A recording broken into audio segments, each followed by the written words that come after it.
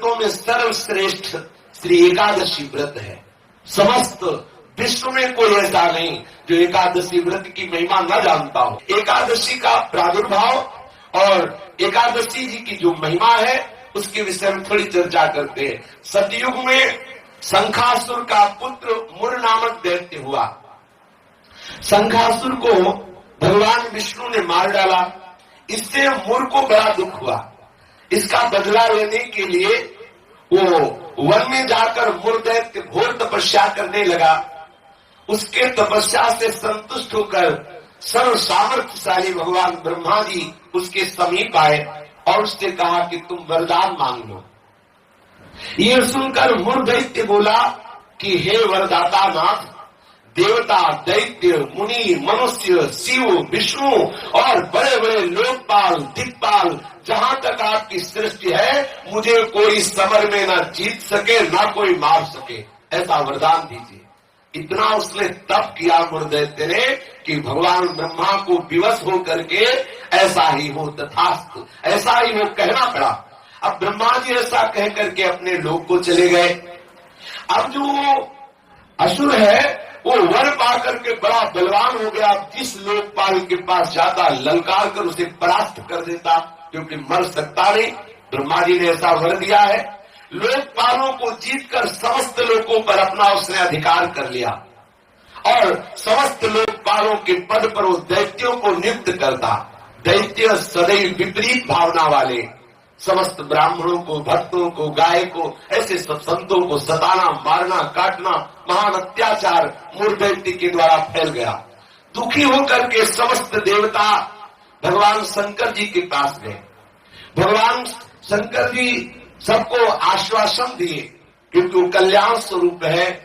जब जब कोई भारी विपत्ति पड़ती है तो समस्त देवता महादेव जी के पास जाते हैं, फिर महादेव जी उपाय बताते हैं। जैसे समुद्र मंथन के समय हलाहल विष निकला तो किसी भी देवता की ताकत नहीं कि चख सके। महादेव जी के पास गए और प्रार्थना की तो आज भी भगवान शिव को नीलकंठ कहा जाता है, उसे धारण करते हैं। यद्यपि इनकी सेवा है सृष्टि का संहार करना, पर सृष्टि की रक्षा जहां कोई नहीं कर पाता वहां ये करने के लिए बुलाए जाते हैं। हलाहल विष पीने के लिए किसे बुलाया गया? इन्हीं को तो बुलाया गया। सब देवताओं ने भगवान शंकर से कहा हमारी रक्षा करो। भगवान शंकर ने आश्वासन दिया और स्वयं देवताओं एवं अपने पार्षदों के सहित युद्ध के लिए ललकारा। मुर दैत्य ने बहुत भयंकर युद्ध किया, लेकिन युद्ध में विजय मुर दैत्य की हुई, क्योंकि आशीर्वाद है भगवान ब्रह्मा जी का। अब देवताओं ने देखा दैत्यों की तो प्रबल सेना बढ़ती चली आ रही है। अब भगवान श्री हरि का स्मरण किया, भगवान विष्णु का कि हे नाथ, आप ही अब रक्षा कर सकते हो। भगवान श्री विष्णु जी ने सुदर्शन चक्र का स्मरण किया और मुर दैत्य पर प्रहार किया, पर ब्रह्मा जी के वरदान प्राप्त होने के कारण भगवान के प्रिय पार्षद सुदर्शन ने उसको ऐसे घूमकर परिक्रमा करते हुए आकर भगवान के हाथ पर विराजमान हो गए, क्योंकि ब्रह्मा जी भगवान श्री हरि के ही अंश से प्रकट हुए। वरदान की मर्यादा रखने के लिए सुदर्शन चक्र जी समीप से जाकर वापस आ गए, लेकिन मुर दैत्य को मारा नहीं। अब तो हाहाकार मच गया कि अब ये प्रलयंकारी दैत्य जब भगवान शिव के वश में नहीं हुआ, बड़े बड़े लोकपालों को अपने अधीन कर लिया और भगवान विष्णु का सुदर्शन चक्र भी वापस हो गया, अब क्या होगा? सब देवता भगवान विष्णु से प्रार्थना करने लगे। भगवान श्री हरि अद्भुत लीला विहारी है। भगवान विष्णु युद्ध छोड़कर भाग चले। मुर दैत्य ने देखा कि सबका मुखिया तो भाग पड़ा, इसको हम जिंदा छोड़ेंगे नहीं। वो गदा लेकर भगवान का पीछा किया। मुर दैत्य ने भगवान भागकर बद्रिका आश्रम में गए और एक बड़ी ही गहरी एकांतिक गुफा में जा छिपे और अत्यंत श्रमित हुए निद्रावश से प्रतीत होने लगे। मुर ने गुहा में प्रवेश करके दहाड़ लगाई, कहाँ है? भगवान विष्णु को संबोधन किया, कहाँ है तू? उसी समय भगवान के हृदय से एक दिव्य शक्ति प्रकट हुई और वो शक्ति कन्या के रूप में प्रकट होकर अपने परम तेज एवं दिव्य आयुधों से एक क्षण में मुर दैत्य को मार गिराया। क्षण में दैत्य को मार गिराया। भगवान विष्णु के हृदय से एक दिव्य शक्ति प्रकट हुई, जिसने कन्या रूप धारण किया और अपने दिव्य शक्ति से उस मूर दैत्य को क्षण मात्र में सेना से नाश कर दिया। उसी समय देवताओं ने पुष्पों की वर्षा की और उस देवी की स्तुति की। स्तुति सुनकर श्री भगवान जग गए।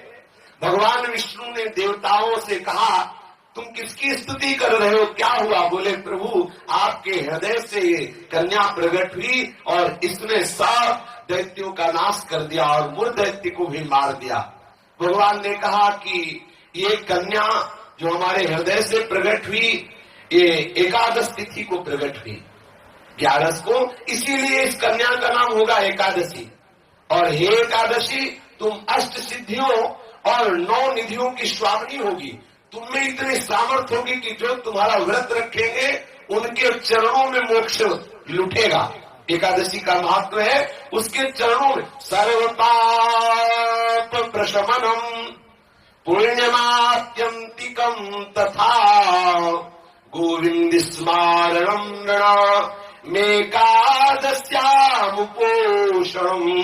जो एकादशी का उपवास करेगा वो निष्पाप हो जाएगा। जो एकादशी का उपवास करेगा वो बड़ा पुण्यात्मा होगा। जो एकादशी का उपवास करेगा उसे गोविंद के चरणारविंद की भक्ति प्राप्त होगी। श्री भगवान विष्णु ने कहा, जो तुम्हारा व्रत करेगा वो चाहे स्त्री हो चाहे पुरुष हो, वो जो कामना करेगा उस कामना की पूर्ति हो जाएगी। यदि कोई कामना नहीं करेगा तो मेरी भक्ति प्राप्त हो जाएगी। एकादशी व्रत 3 दिनों के साथ होने वाला बताया। 10वीं से व्रत का उपक्रम शुरू होता है और द्वादशी को उस व्रत का उपक्रम पूर्ण होता है। 10वीं के दिन एकादशी के पहले आस्यम मांसम मसूरान्नम चरकान क्रोधमास्तथा साकम मधुपरान्नम च पुनर्भोजन मैथुने दशम्याम 10 वस्तूनि वर्जयेत् वैष्णवः सदा। जो एकादशी व्रत रहे उनको चाहिए कि 10वीं की तिथि में वो कांसे के पात्र में कुछ पावे ना, मसूर की दाल न पावे, कभी मांस का स्पर्श भी न करे, पाने की तो बात जाने दो, चना न पावे, कोदो न पावे, कोई साग न पावे और शहद न पावे और किसी दूसरे के द्वारा दिया हुआ भोजन न पावे और 2 बार भोजन न पावे और मैथुन न करे। ये 10वीं की तिथि में ऐसा नियम धारण करें। फिर द्वितीयाम च निंदाम च तांबूलम दंतधावनम परापवादम पैशून्यम स्तेयम हिंसा तथा रतिम कोपम हृतवाक्यम च एकादश्याम विवर्जयेत्।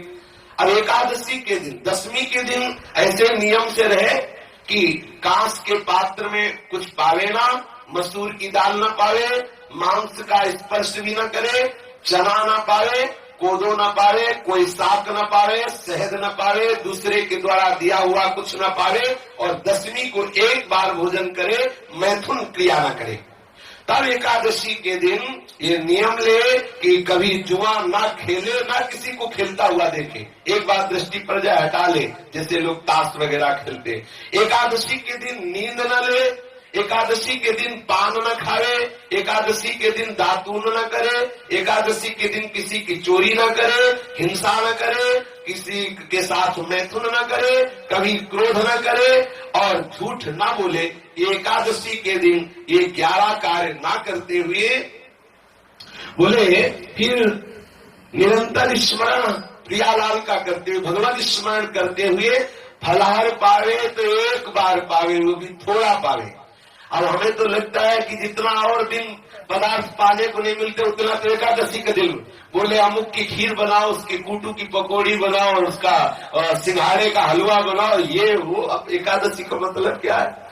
अरे 24 घंटे उपवास करो या तो बहुत बहुत जल पी लो, बहुत लगे तो 1 बार कुछ फल या कुछ ऐसे साधारण, वो भी उतना कि 1 दिन में मर थोड़ी जाएगा कोई। जो एकादशी हाँ, तो काहे का व्रत फिर अगर खूब कचौड़ी पकौड़ी सब बना के उसकी पाओ तो। एकादशी का तात्पर्य है भगवत आराधन में तन्मय रहना। सुबह से कुछ ना पावे, 24 घंटे में एक बार कुछ जल दूध कुछ थोड़ा सा पाले, और फिर द्वादशी के दिन कांस्यम मांसे सुराम छौद्रम तैलम विदथ भाषणम व्यायामं च प्रवासं च पुनर्भोजन मैथुने अस्पृश्यास्पर्शमासूरे द्वादश्यां द्वादशं त्यजेत्। द्वादशी को भी कांसे के पात्र में भोजन न करे, मांस न स्पर्श करे, मदिरा न पीवे और शहद न पावे, तेल का बना पदार्थ न पावे, झूठ न बोले, कस के व्यायाम न करे, परदेश गमन न करे, दोबारा भोजन न करे, मैथुन न करे, जो स्पर्श करने योग्य नहीं उनका स्पर्श न करे, मसूर की दाल न खाए। ये 12 वस्तुएं द्वादशी को त्याग दे। दसवीं के दिन पूर्वाह्न में एक बार हविष्यान्न भोजन करना चाहिए। इसके बाद दसवीं के दिन कुछ नहीं खाना पीना चाहिए। एकादशी के दिन ब्रह्म मुहूर्त में उठकर प्रातःकालीन कृत्य से निवृत्त होकर स्नान करके भगवत प्रसन्नता के उद्देश्य से व्रतोपवास का संकल्प लेकर संध्या तर्पण वंदन आदि जो भी गुरु प्रदत्त उपासना है या प्रियालाल के षोडोपचार विधि से पूजन करे, फिर प्रणाम नमस्कार आदि करे, रात्रि भर जागरण करे, कीर्तन करे। निर्जल व्रत करना सबसे श्रेष्ठ एकादशी व्रत को कहा गया है। पूज्य श्री मथुरा दास जी 12 महीना निर्जल एकादशी करते थे। वयोवृद्ध होने पर भी प्राय वैष्णव जन बड़ा आदर पूर्वक एकादशी का व्रत रहते। द्वादशी के दिन पूर्वक सेवा पूजा करके पहले श्री प्रियालाल का श्री हरि का चरणामृत ले और कम से कम एक साधु को भोजन करावे, फिर पाए। ऐसा एकादशी का विधान है। और एकादशी का फल क्या है? पाप नष्ट हो जाते हैं, मोक्ष की प्राप्ति हो जाती है। यदि निष्काम रहे तो भगवत प्रसन्नता उसको प्राप्त होती है, मतलब भक्ति का वर्धन होता है।